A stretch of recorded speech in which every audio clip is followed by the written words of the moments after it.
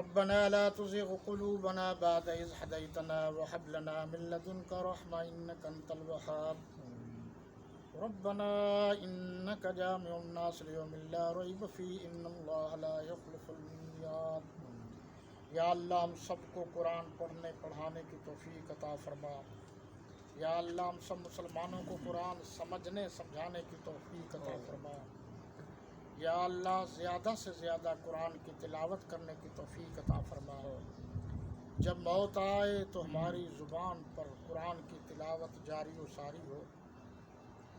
یا اللہ قرآن کا نظام پوری دنیا میں رائج کرنے کی توفیق عطا فرما۔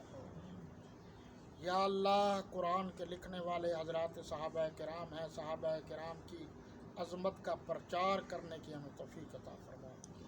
جو ہم میں کمزوریاں ہیں، کوتاہیاں ہیں، غلطیاں ہیں، یا اللہ ان کو معاف فرما۔ یا اللہ قیامت کے روز تاجدار ختم نبوت صلی اللہ علیہ وسلم کی شفاعت نصیب فرما۔ یا اللہ قیامت کے دن صحابہ کرام و اہل بیت اعظام کی شفاعت نصیب فرما۔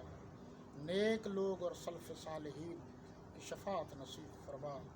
یا اللہ جو مسلمان اس دنیا سے چلے گئے ہیں ان کی قبروں کو روشن فرما۔ یا اللہ خصوصاً ختم نبوت کے شہداء، شہداء ناموس رسالت، شہداء اسلام، شہداء ناموس صحابہ و اہل بیت، سب کے درجات کو درجہ بدرجہ بلند فرما۔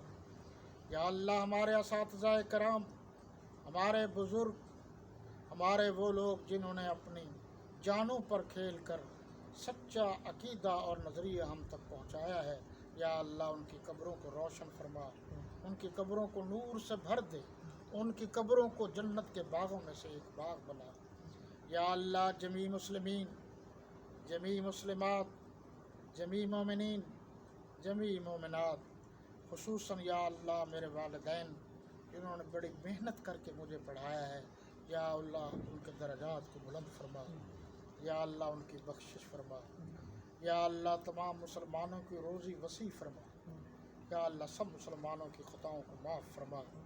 یا اللہ اس ملک پاکستان کو مضبوط اور مستحکم فرما۔ یا اللہ اس ملک کو اندرونی اور بیرونی خلفشار سے محفوظ فرما۔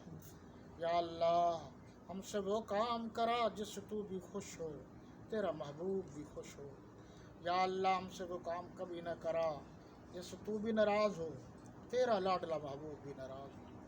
وصلی اللہ تعالی علی خیر خلقہ محمد وعلی آلہ واصحابہ وازواجہ وبناتہ اجمعین برحمتک یا